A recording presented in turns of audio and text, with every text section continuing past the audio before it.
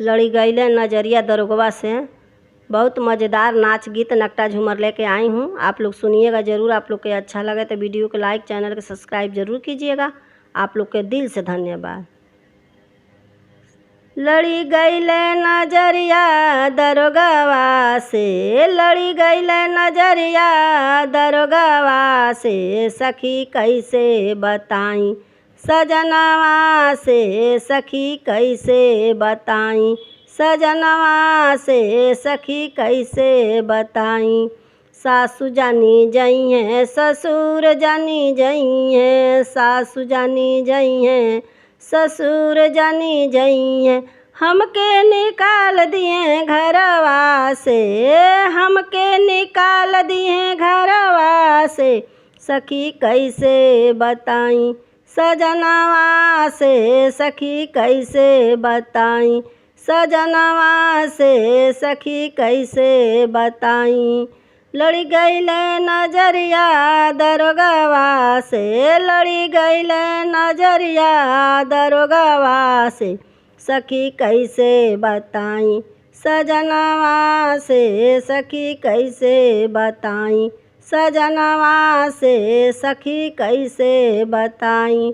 जेठ जानी जई हैं जेठान जानी जई हैं, जेठ जानी जई हैं जेठान जानी जई हैं, हमके निकाल दिए घरवा से, हमके निकाल दिए घरवा से, सखी कैसे बताई सजनवा से, सखी कैसे बताई सजनवा से, सखी कैसे बताई।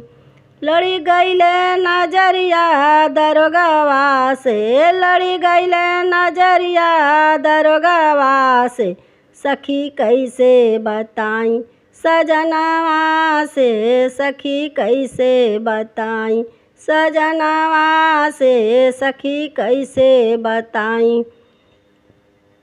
ननद जानी जई हैं देवर जानी जई हैं, ननद जानी जई हैं देवर जानी जई हैं, हमके निकाल दिए घरवा से, हमके निकाल दिए घरवा से, सखी कैसे बताई सजनवा से, सखी कैसे बताई सजनवा से, सखी कैसे बताई।